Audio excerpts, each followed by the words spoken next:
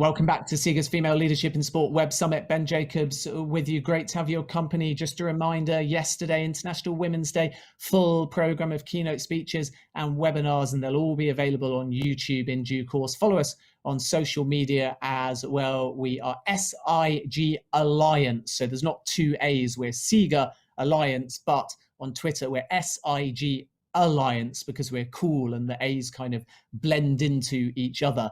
If you would like to donate as well, it would be greatly appreciated. You can do that via the app, and more details on our website as well. Let's move on to our next panel though now. It's called Empowering Girls Now! And that's because this is a very pertinent topic and we've got another stellar lineup.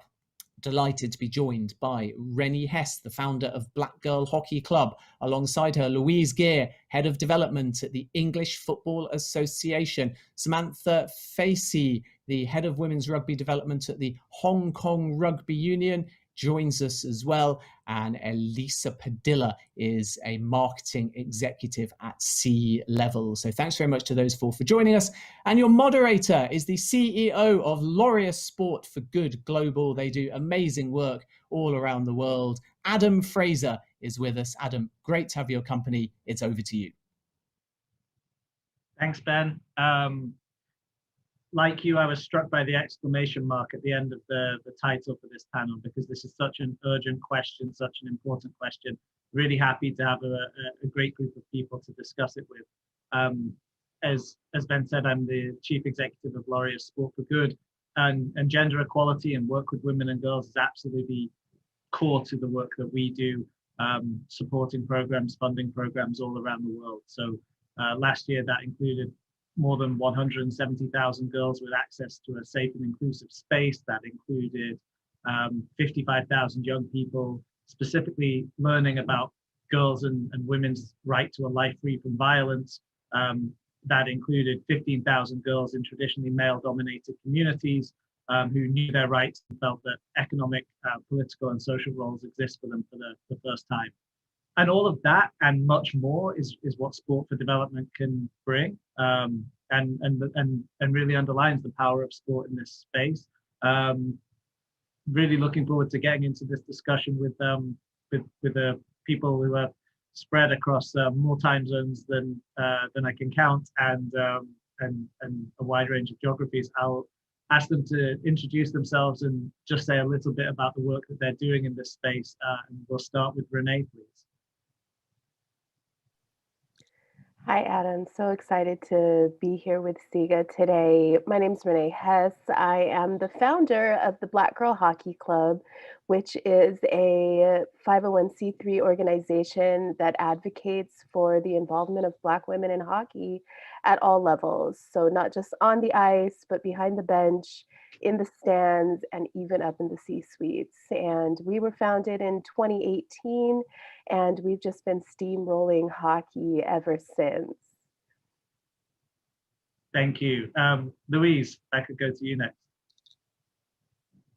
Sure, thanks, Adam. Wow, as you said, what an important topic for us to discuss. So thank you so much for inviting me.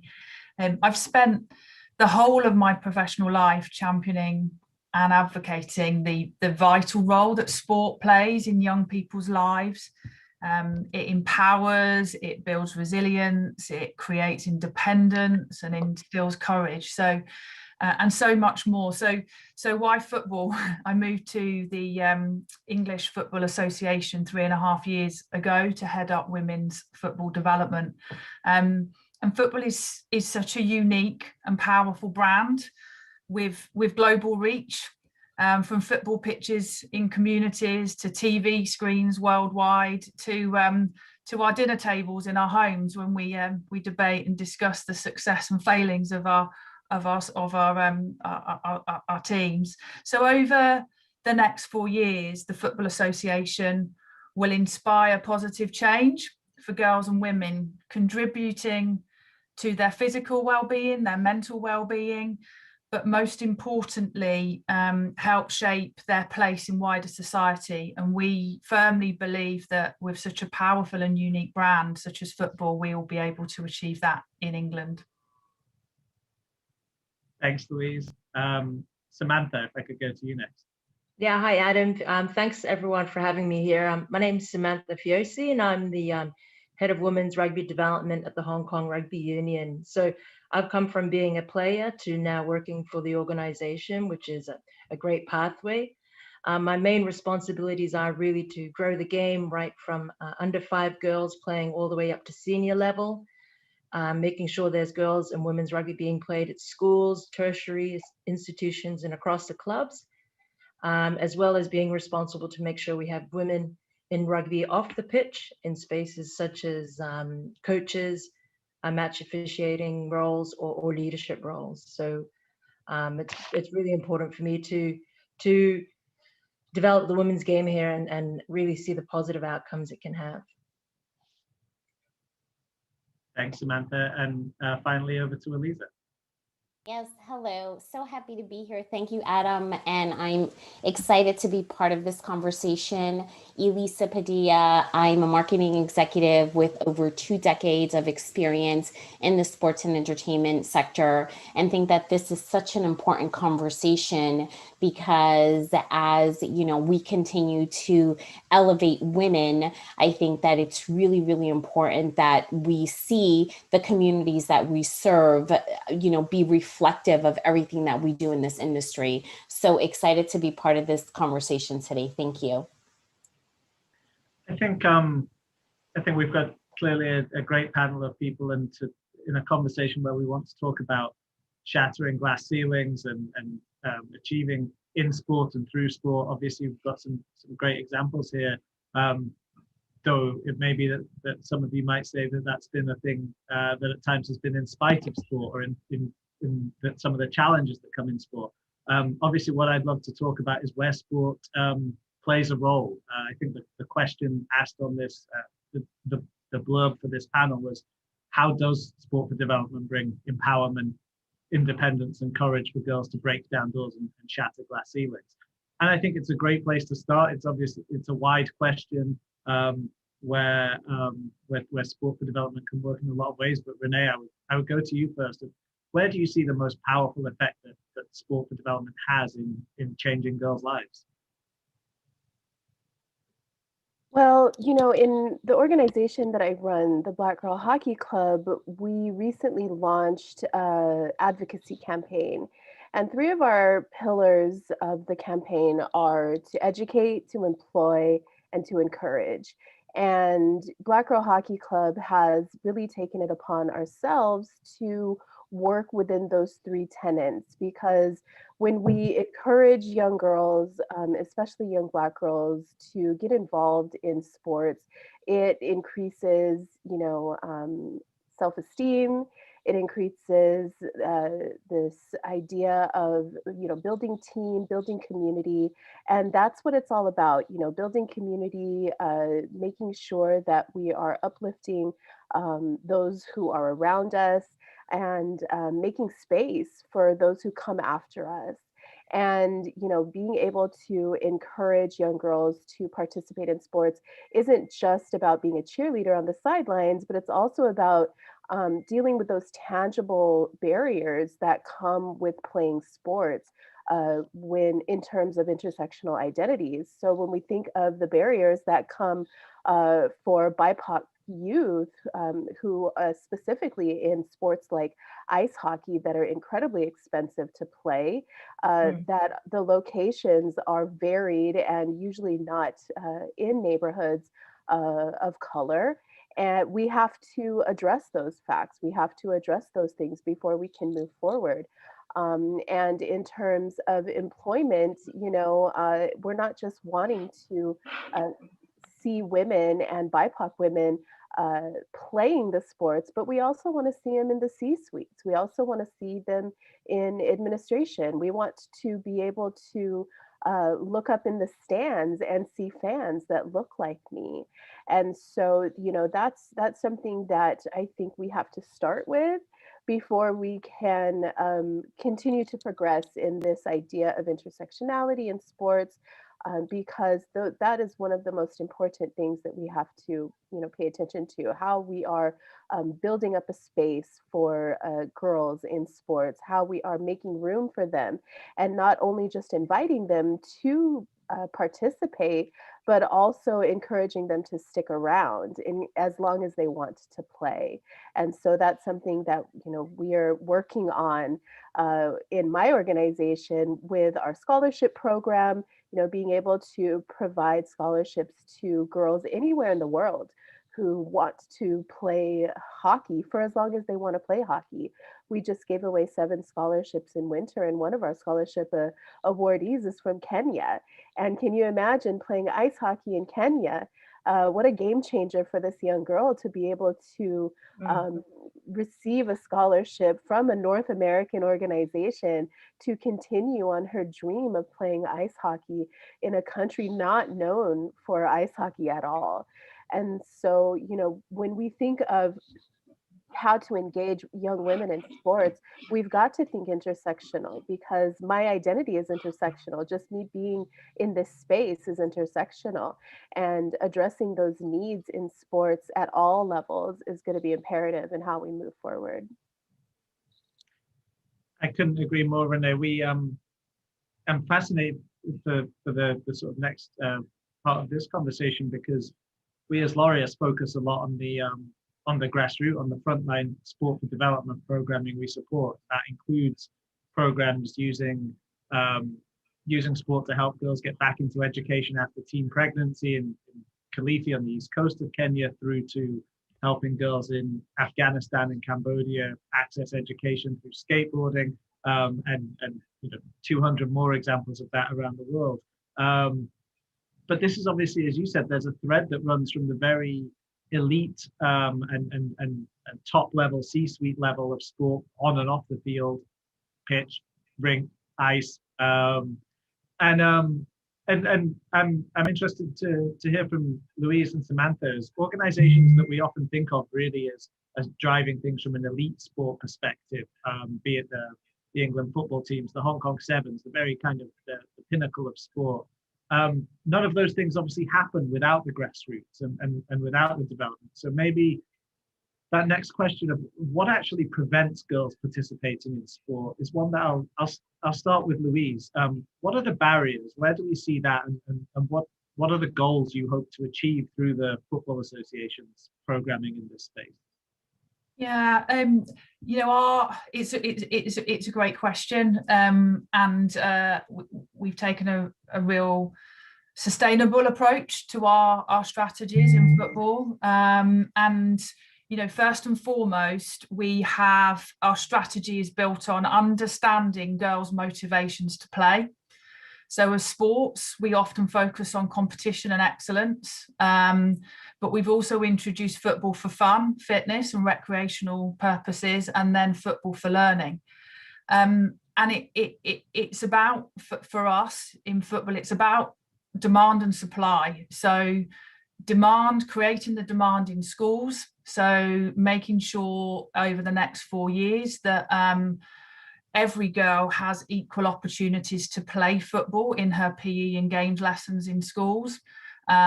Making sure we work with the school sector to create girls only environments, so girls only teams, break times, lunch times, because that's often the barriers. And the second big drive for us is changing perceptions. Quite often the barriers are because girls perceive football or have perceived football as a boys' sport, and I'm sure Samantha would probably feel the same sometimes with rugby sevens. So changing perceptions and creating relatable role models. So girls need to see more female role models. They need to see it to believe they can be it. And we have spent, leading up to the 2019 World Cup, Women's FIFA World Cup, spent good time raising the profile of our England women's senior team as individuals. They were visible, they were fabulous role models. They exemplified courage, how you break barriers, how resilient they were, because they came through a football system where they were playing mixed football, often many of them playing in boys' teams. So for us, you know, that's really important, creating the demand in schools, and making sure that we've got real inspirational role models that girls can look up to, that they can relate to. So let me go slightly off piste here for where we were on these questions, on the sort of questions we were thinking about having here, because we do want questions from the audience, and I would encourage everyone watching to ask them. We just had one in from Manuela Beers, who's a master's student and a communications manager, who specifically asked, how impactful are athletes in empowering girls, and is seeing that elite level performance impactful to bringing girls into sport? I think Renee and Louise, you both touched on that in your answers already. So just before I come on to Samantha to hear about work in Hong Kong, I would kick it open to the group. We really do believe that that elite level role model can make a difference. Yeah, hugely. Like as Louise said, that the whole theory of can see it, can be it really is significant in the women's game and girls' game. But it's not only showcasing women, I guess, at the elite level, it's also important showcasing women at grassroots. Not all your players are going to make it up at the elite level. And I think that's the mistake a lot of sports organizations or media organizations make, is not highlighting that grassroots level enough, really. You talked about earlier, you know, Hong Kong's very famous in terms of rugby for its Hong Kong Rugby Sevens. However, that would not exist if it wasn't for our big grassroots foundation. And so unless that's built, unless the foundation's built, we won't be able to have things such as a senior national team or a fan base to encourage people to watch our game. Samantha, let me just then follow up with that. How much does that thread run through the organization, and how is there ever any conflict? That, I mean, I know Hong Kong Rugby Union well as a partner of ours, and so I imagine you would tell me that there's a real commitment to this throughout the organization. But do you, either in your own organization or elsewhere, do you see conflicts between the needs of the elite sport and what you're trying to do at the grassroots level? Yeah, you know, as a national sporting association, we're responsible both to make sure there is a grassroots level, as well as ensuring our senior national team perform. However, the national team performing is just the tip of the iceberg.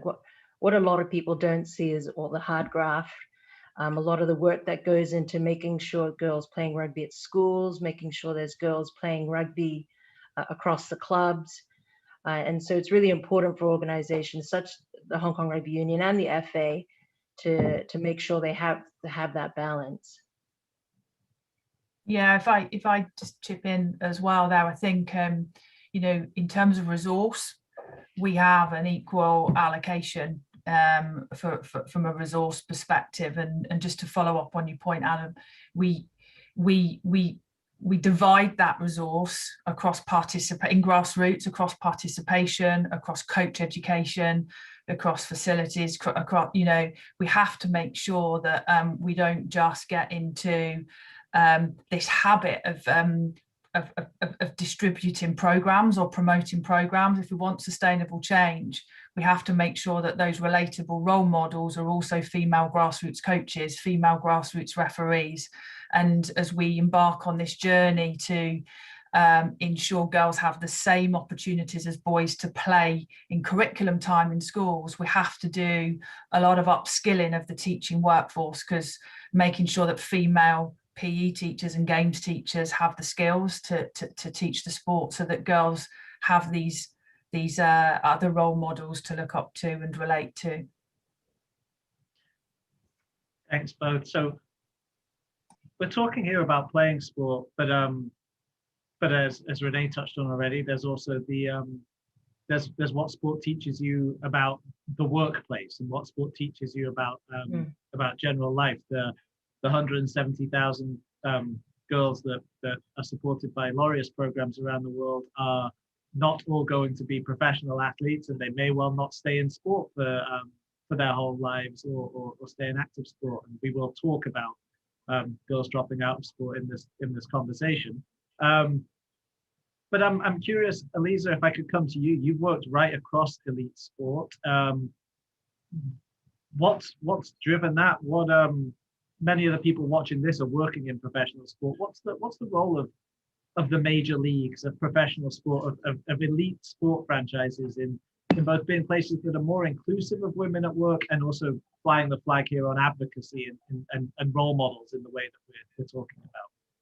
Yeah, for sure. I think when I think about the sports leagues and I think about governing bodies of sport, I think it's really important for them to showcase and be reflective of the community that they're serving, right? So Sam talked about seeing girls, at the grassroots level, because not everyone who is an athlete will be an elite player. Or you look at the other side of it, girls who are interested in sports but don't play sports, right?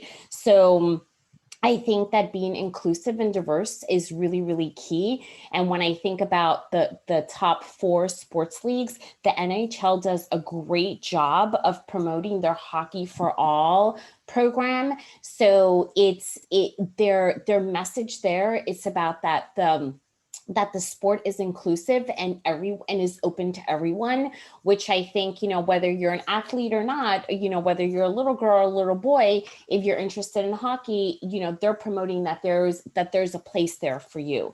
I think that the NBA is at the forefront of promoting women in sports. I mean, I think about the tremendous growth of the W, and how this past year in 2020, we've seen the elevation of the NBA players supporting the WNBA players. I mean, the orange hoodie was a top seller for the WNBA. So, I think that visibility is really key.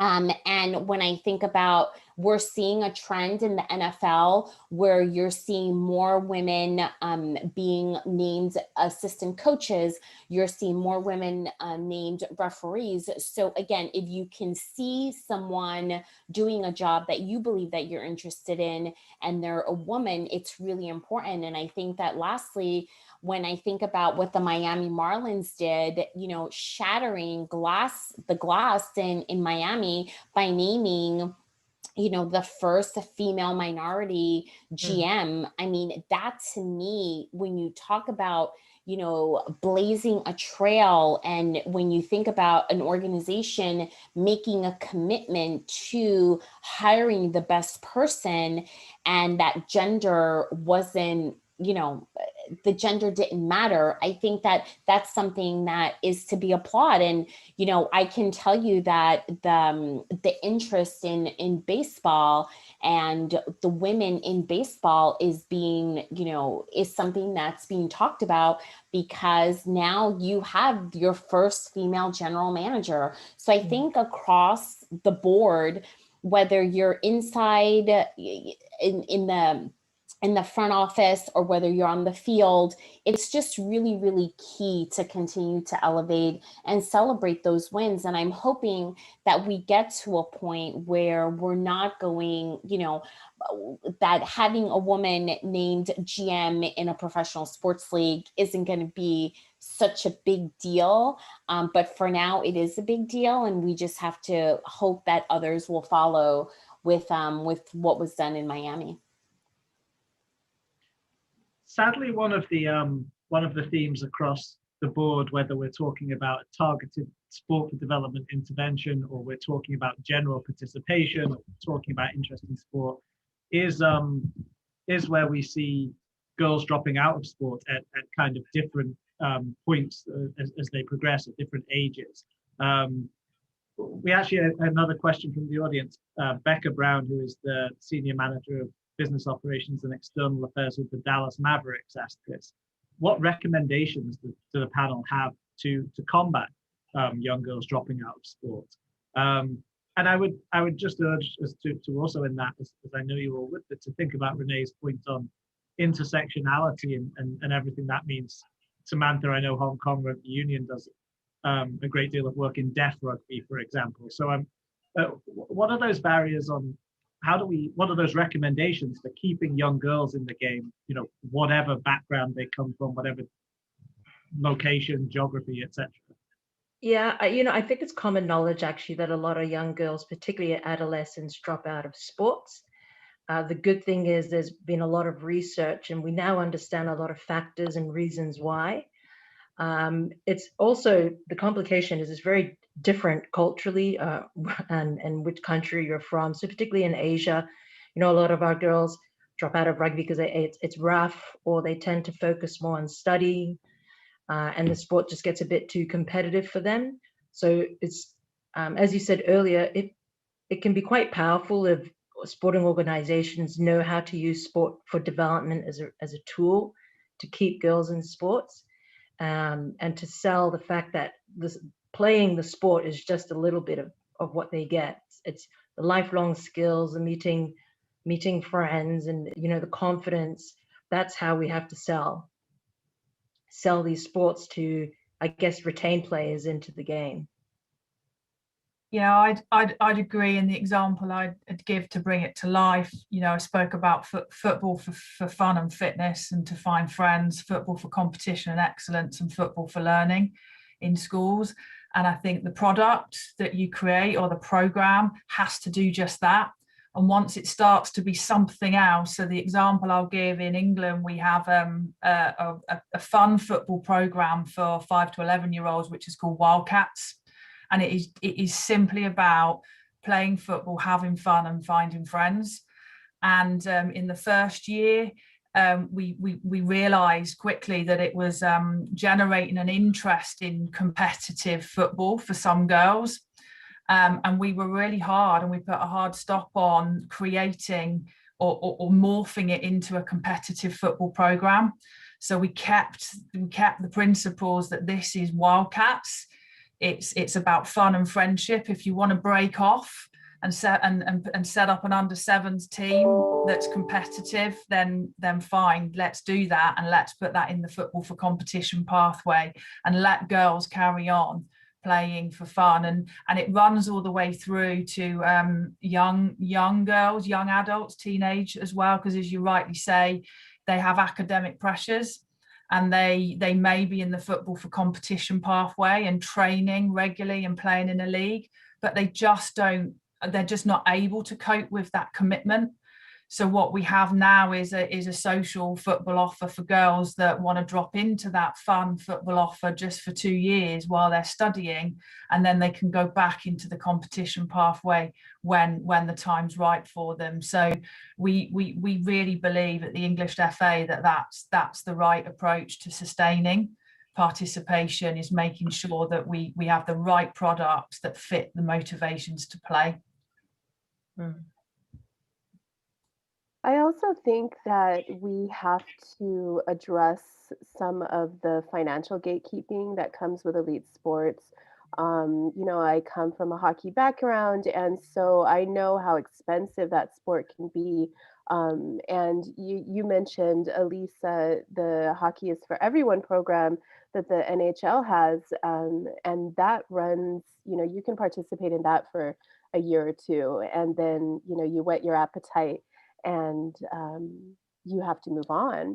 And so having access to sports, as you mentioned, in the school system, having easy access to sports in a different fashion. Hockey is on the ice, but there's ball hockey and street hockey, which you can play with tennis shoes and a tennis ball, and it's a lot cheaper and it's a lot easier to access for minority communities. And so, thinking of not just representation, but also the financial gatekeeping that comes with elite sports, and how that addresses minority players and fans, and how, just thinking about some of the reasons that young girls leave sports. And when you think of BIPOC girls, you have to also think of racialized incidents that happen, and the lack of representation causing folks to not want to let their kids play a sport like hockey, or not the kid deciding they don't want to play hockey because of racialized incidents. And so, you know, keeping those things in mind as we address intersectionality, and as we address, you know, young girls in sports and the reasons they stick around and the reasons that they go, we've got to be mindful of these different intersections and how they really are taking a toll on our youth. And if we're not addressing them in the boardrooms, and we're not addressing them with the parents, and we're not addressing them with the coaches and the training that the coaches have in how to deal with issues like this, then they're going to continue to be swept under the rug, and they're going to continue to be reasons why BIPOC kids don't get involved in organized sports.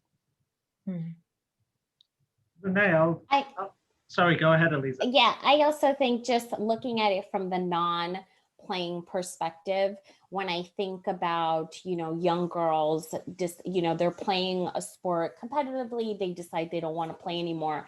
I think it's also really important and critical that we open their eyes to the fact that there's opportunities to work in sport, even if you're not, you know, an athlete. So when I think about the opportunities that exist, working at, whether it's you know, whether it's at the league level or club level, you could be interested in design and work within a sports organization. You can be interested in law and also work within the sport in a sports organization. So I challenge us to think about looking at it through the business side, where, you know, you don't necessarily have to continue to play on the field or on the court, and you can continue to be involved in sports on the business side.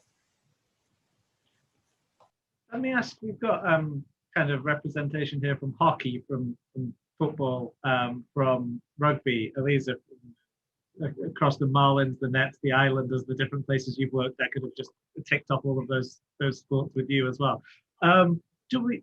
What good examples do you see of sports learning from each other in this? As Samantha said, the reasons are very different in different locations, and the reasons are possibly different in different sports. What initiatives do you see, you know, that one sport, one team, one organization learns from another and takes forward? I'll jump in. Oh, sorry. No, go ahead, Sam. Go ahead. Sorry.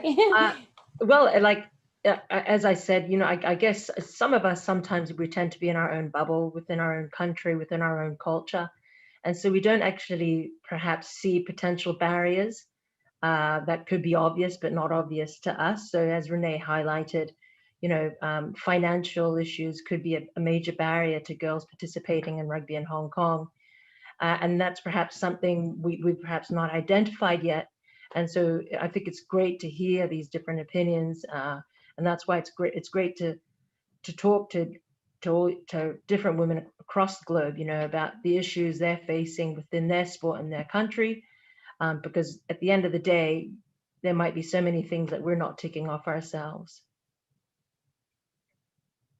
Yeah, I've got two thoughts. I mean, one, I think when they're young and we're looking at the school environment, we're looking at sports, I believe, less at the technical side of the sport, more around their fundamentals. You know, their agility, their mobility, their spatial awareness, you know, just their core strength, and can they hop, jump, skip. And I think it doesn't, for me, it doesn't really matter what sport that is. We, you know, if girls aren't what we call physically literate, they're not going to enjoy sport later on. They're not going to enjoy any of our sports later on, because they're just going to be embarrassed because they just don't have the skills to play the game well. So I think when they're younger, that for me is a big opportunity for team sports to collaborate and work together. And the second point is probably more pertinent to the world that we're in right now with the pandemic. And, you know, this is a personal view from me, we so need our team sports right now. I mean, girls like us now have been in their rooms in lockdown, that, you know, facing restrictions, which means that they can only meet with one person outside their household, or they can only exercise on their own if they're exercising at all. So that whole social cohesion and that social well-being is at risk. And I think it's something that team sports can actually do. They can bring that social togetherness back again as we start to come through the lockdown restrictions here in England, and I guess worldwide as well. So it's a big responsibility, I think, for us as team sports to tackle the isolation issues that girls are faced with. I know that Renee touched upon this earlier, just in terms of the expense of playing a sport, right? So from my experience on the business side, I mean, I remember back to my NBA days when we were promoting basketball through the NBA 2-ball program, and the league funded 30 plus kits for every single team. And then fast forward to when I was working with the Islanders, how we worked, you know, to ensure that we were promoting the sport of hockey by providing equipment to certain locations in Brooklyn. And then fast forward to my time in Miami, you know, when we were, the focus was to really grow the sport of baseball. And we took the opportunity to really invest in the T-ball program. And, you know, you have little boys and little girls playing T-ball, you know, they're 5, 6 years old. And we, as the local team, came in and, you know, as long as you signed up to be a Miami Marlin T-ball program participant, we provided all the equipment. So when you think about, you know, the financial aspect, you know, there's great opportunity for teams and for leagues to either, you know, invest in the equipment and you turn it around and you know, give it out to participants. And then the second part is to look at it from a partnership perspective. There's so many brands right now that are interested in women's sports and interested in giving back into the community. So how do you align yourself with a partner that will help you fund a program to give young girls the opportunity to play a sport and not have it be a financial burden? You know, and it's something that's a barrier that can be taken away so that they can be exposed and play the sport. I agree, Elisa. And, you know, thinking about how the larger sports organizations can support grassroots programs, because there are so many grassroots sports programs out there that are doing the work and that are, you know, have developed really unique and exciting ways to engage young girls, young women of color, having the support, financial, social, whatever that support looks like, of those small, you know, burgeoning grassroots programs, I think is going to be key in building up these clubs and these sports in local communities, because there are people already out there doing the work. There are people already out there who have developed, you know, amazing ideas on how to engage in various ways, whether it's, you know, education or the physical or, you know, whatever. But having some of those larger sports organizations support the grassroots programs, and then stepping out of the way and letting them do the work that they've been doing, and then giving them the accolades when they deserve it, I think is going to be really key in building sustainable relationships. Because, you know, one thing that we hate to see is when the large sports organizations, you know, come into a community, give away free stuff, have a couple lessons, and then turn around and they're gone. We like those sustainable relationships, something that's going to build and grow and evolve over the years, and really pull out some amazing fans of the game, you know, executives of the game, players of the game, whatever that looks like. I was just having a conversation this late last week with one of our scholarship awardees, and she's 12 years old, and I'm telling her, well, maybe you don't have to play sports. Maybe you want to work in sports. And she's looking at me with big eyes saying, I just want to play the game. And I'm over here talking about 10, 15 years in the future, and her with her mom. And she's just like, yeah, I just want a puck and a stick, or a puck and a stick and a helmet, and I'm good to go. And, Miss Renee's over here thinking about what she's going to do maybe when she goes to college and plays hockey in college. And so I think, having those organizations within the community that are going to continuously support their community members through those various levels of play, as long as the girls want to play sports, as long as they want to be involved in sports, is going to be key to developing a very diverse fan base, player base, executive base within sports.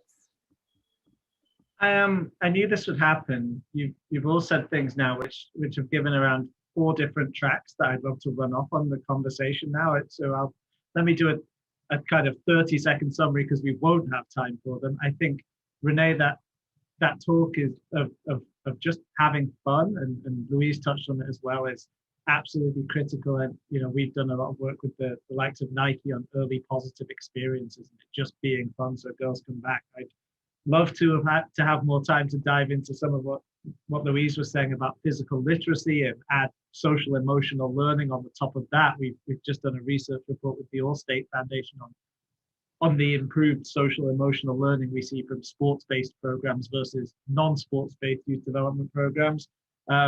Elisa talked about barriers to entry, socioeconomic being one of them. We could list a lot of others and ways of overcoming them. And Renee, as well, you spoke about the fact that this expertise exists in communities. We don't need to go in and invent new programs and invent new initiatives, especially as professional sports leagues or brands. Often it's about really listening to the local expertise that exists.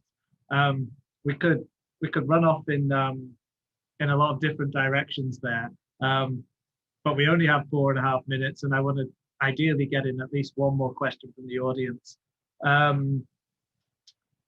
I would let's go for one from Alex Marshall, who's the founder of Spot the Gap. And Louise, you touched on the importance of team sports. Alex asked about how we open things up when there are girls who prefer individual physical activities. Are there different ways that at the grassroots level we should be giving girls the opportunity, yes, to engage in team sports with everything that comes with that, but also a way of reviewing offerings so they can stay involved even if there's a reason that they're not engaging in a team in the way that another girl might?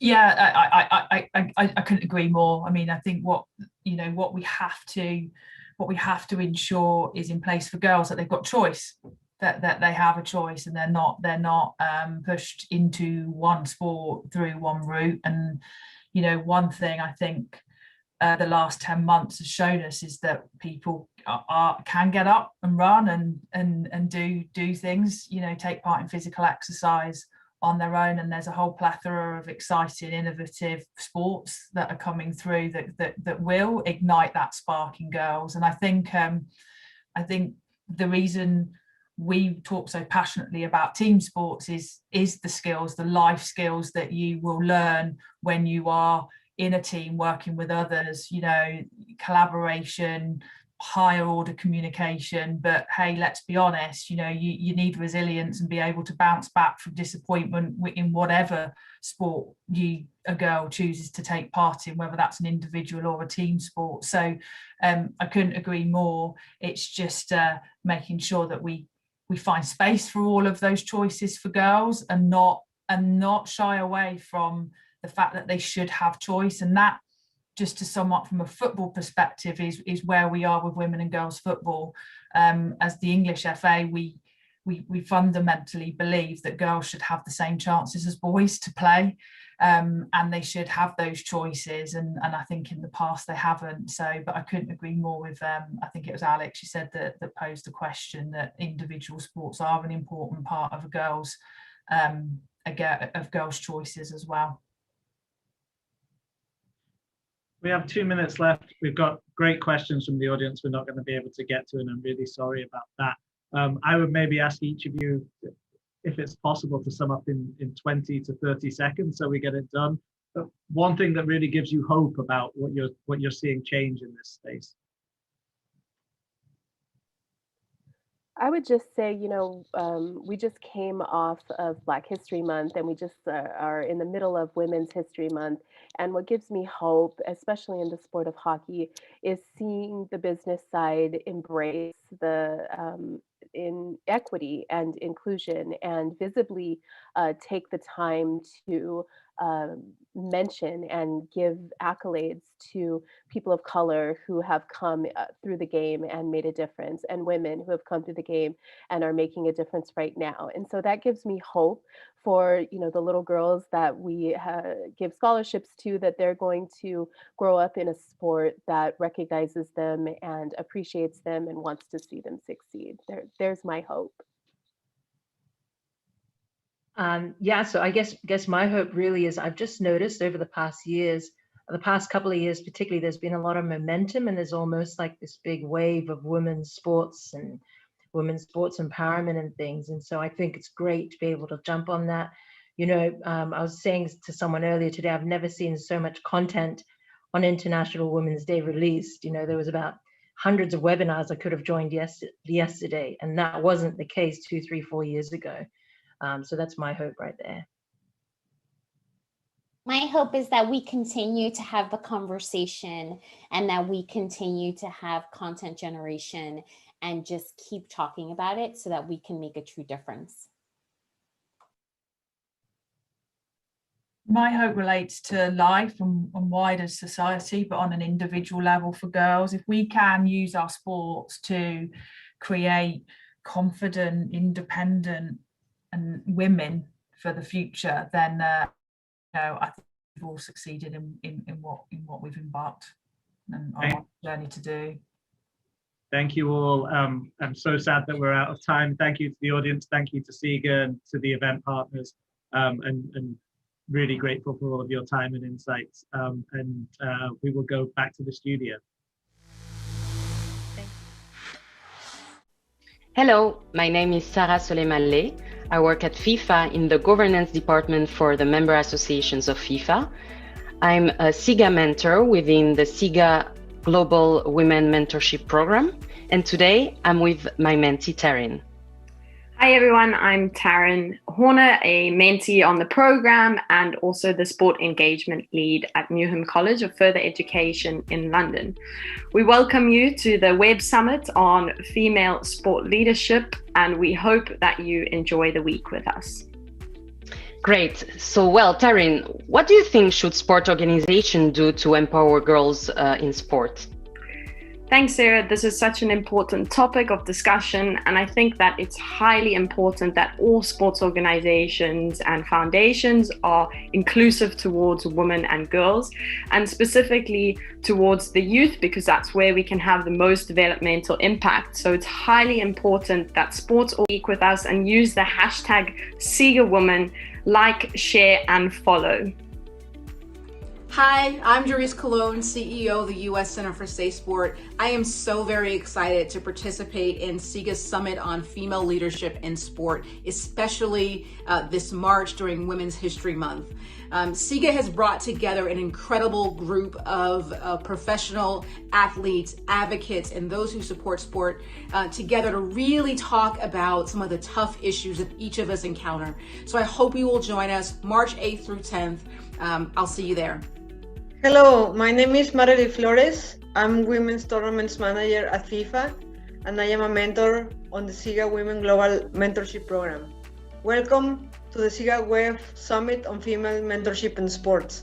I think that this program is very helpful because we can give our mentees the opportunity and also the tools that will help them to lead in this industry. Hello, my name is Carla Hernandez Valdez. I'm from Mexico City. I'm a sales planner at Under Armour, and I'm a mentee on the SIGA Women Global Mentorship Program. Welcome to the SIGA Web Summit on Female Mentorship in Sports. SIGA Women Global Mentorship program gives me the opportunity to develop my leadership skills and grow my network. SIGA Woman. Hello, my name is Dr. Lindsay Sarah Krasnoff. I'm a historian and research associate with the Center for International Studies and Diplomacy at SOAS University of London, and I'm a mentor for the SIGA Women Global Mentorship Program.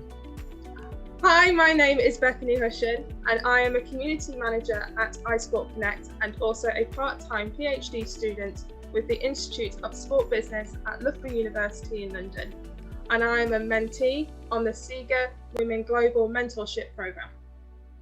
Among the many things that sports organizations can do to empower girls in sports is to be authentic, be engaging, be inclusive, but importantly, to grant them the space and the opportunity to thrive and take ownership.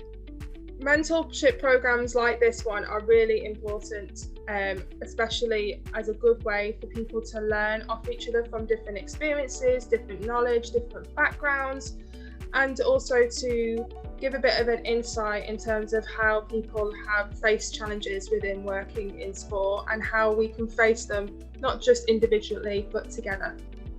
We hope you enjoyed the summit. #SIGA Women. Hi, this is Vicky Conde, a former football player, coach, and now studying a Master's in Sports Ethics and Integrity, and I am a mentee in the SIGA Women Global Mentorship Program. I think that sports organizations should have a plan not only to include girls and women, but also to empower girls and women through sports, and it should be in their agendas and one of their priorities so they can develop future leaders.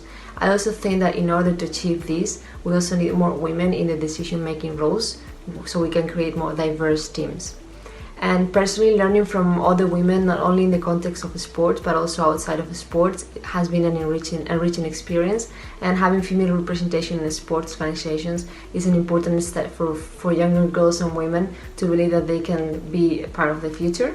And with that being said, welcome to the SIGA Web Summit on Female Mentorship in Sports. Hello everyone, I am Maureen Rosita Ojonga-Bobison. I am a social entrepreneur and a sports and development specialist. I currently serve as program director for the SEED project, and I am a proud mentee of the SIGA Young Females in Sports Mentoring Program. Now, tomorrow is the International Women's Day, and SIGA has put together a 3-day web summit to really discuss on key themes that involve the empowerment of women in sports. I want to just, put out this message and say that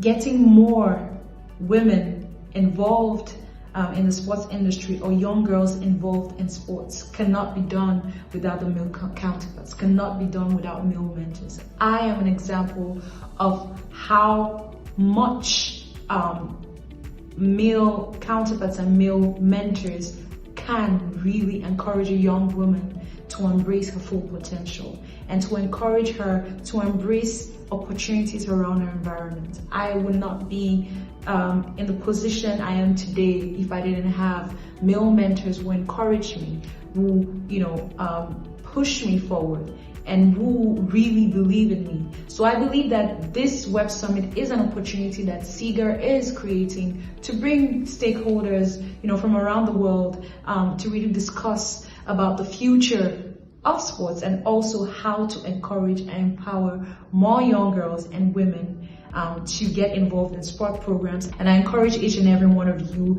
to get registered for this web summit. It's not too late. And of course, we're looking forward to all the exciting panels and the exciting information we are going to get tomorrow. Thank you, SIGA. Hi, my name's Stacey Copeland and I'm a proud SIGA champion and a member of the SIGA Committee for Diversity and Inclusion. I'm here today at my granddad's boxing gym where I started out in sport as a little kid. And from there, I went on to represent my country in 2 sports, both football and boxing, and ultimately won the Commonwealth title as a professional boxer. Sport has given me some incredible opportunities. Going on a scholarship to America, I've been able to compete in Sweden, Brazil, Korea, Japan, Kazakhstan, and many, many more places. I've experienced different cultures, had incredible mentors, and learnt so many lessons that apply to the rest of my life and have allowed me to develop and flourish as a human being. Sport is one of the most powerful things on the planet for making a difference, and it really can show humanity at its very, very best. But in order to do that, We have to have equal access and opportunities for people, regardless of race, gender, sexuality, disability, class, background, whatever it might be. Please, please be part of that, because without kids like me having opportunities in places like this, we cannot reach our full potential, and you can be part of that.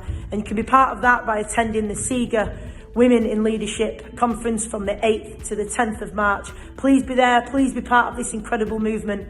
I stand on the shoulders of the people who came before, and now it's our turn and your turn together, collectively, to stand strong and make great opportunities for the next generation so that they can go on and do even better. So please join us and we'll see you there. Thanks.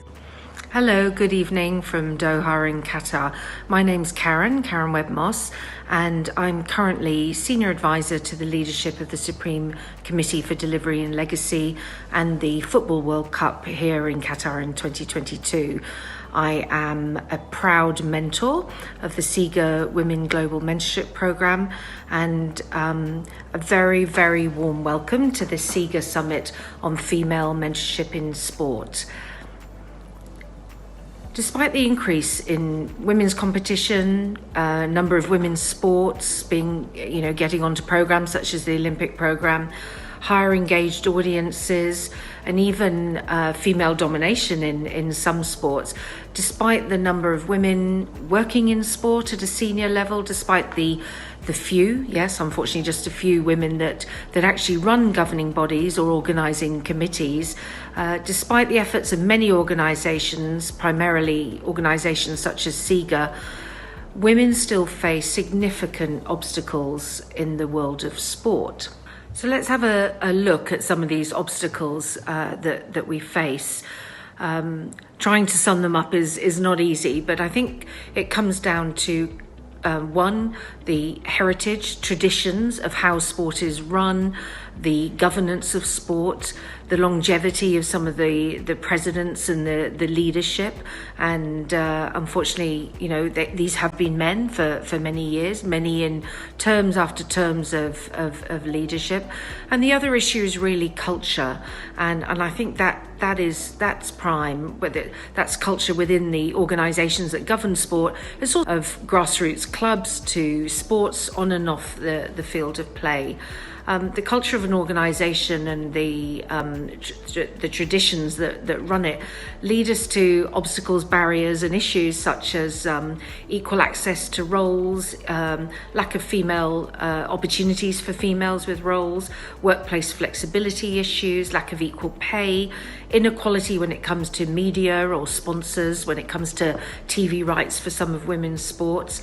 And particularly with the sponsorship, this leads to huge issues for women wanting to compete at an elite level regarding their preparation as well as their competition. Good morning, good day, good evening, depending on where you are in the world. This is Azera Chabangu, the Technical Director for the Association of National Olympic Committees of Africa, ANOCA for short. I am a mentor in the SIGA Women Global Mentorship Program. I have been involved in the program since last December, and I must say that I have been enjoying the journey, and I thank NOMSA for recommending me for this program, because I now have a structured way in which I can give back to other young women in sport who are coming through the ranks, who are finding their feet, because I believe I have an obligation to give back because of other people who have actually given me the opportunity, who have recommended me for certain tasks or certain positions to be where I am today. I believe that the biggest challenge or obstacle in sport globally is other women. And this I'm saying based on my own personal experiences, where you will find that it's actually other women that will be blocking you or blocking opportunities or taking opportunities from you. Whereas you will find men will be more willing to actually assist you or to even recommend you for opportunities. So I believe that as women, as females in sport, if we can change that particular attitude, that particular mentality, we will go far. Hi, this is Ebube Chukwu. I'm a sports management master student and an intern in Nigerian School Sports Federation. I am a mentee in Sports Integrity Global Alliance SIGA Female Mentorship Program. This mentorship program is very essential because it helps young sports women to brood and enhance their leadership quality and skills. The mentorship program involves mentor and mentee relationship, whereby the mentors who are well exposed and have been in the field of sports for a very long time help the mentees to actualize their potentials, because the mentees are not really much exposed, so that when we, the mentees, go out there, we'll be able to render quality services and also contribute immensely in the development of sports globally. I welcome all of us to this 2021 SIGA Web Summit, and I believe that you will enjoy your stay with us. Hi, I'm Jackie Trainer and I'm the Anti-Doping Integrity Manager for British Rowing and Board Director for Sport Resolutions and UK Deaf Sport. I'm a mentee on SIGA Women's Global Mentorship Programme and I'm a mum of twin toddlers. Mentorship programmes like SIGA Women are so important for supporting women for a career in the sports industry. Globally, the movement to grow diversity and inclusion has never had so much traction, but we can't simply click our fingers and assume that change is going to happen overnight. It needs to be nurtured before it can grow and flourish and become the new norm. Through a mentoring programme, experiences can be shared and women can be supported in navigating the minefield which can be a male-dominated industry. Through my experience of SIGA Women, I have been introduced to some exceptional role models from around the world, from whom I've been able to learn and to ask the questions I've previously been afraid to ask.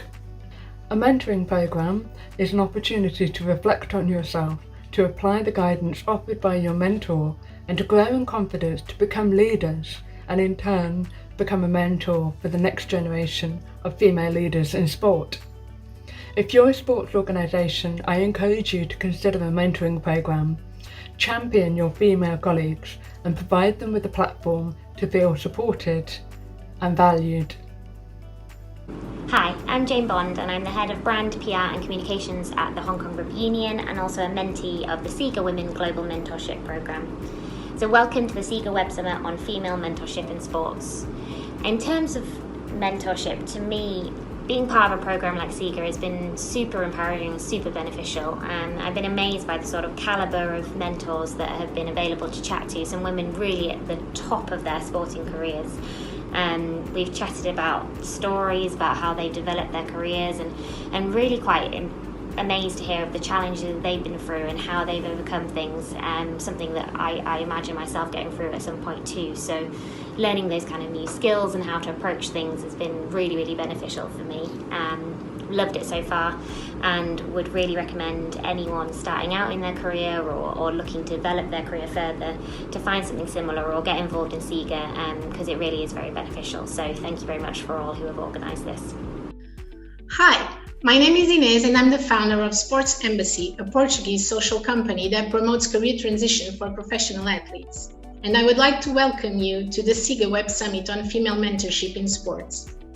During 3 days, we will share ideas on the main topics that have been concerning women in general and how it relates to sports. How can sports organizations empower women in sports, being sports wooed, practiced and run mainly by men? Sports teaches us that equity means we don't need equality, and I truly believe this. Why can't we all transfer this to our daily life? So a video today is shared by Sally Pearson, where a girl throws a shirt to the crowd at a basketball game.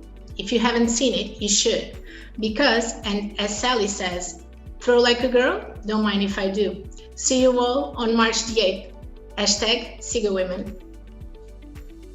Hi, my name's Angela Smith. I'm Chair of Stoke City Supporters Council and I'm a member of the SIGA Standing Committee on Gender, Race, Inclusion and Diversity. I'm also very proud to be a mentor for SIGA.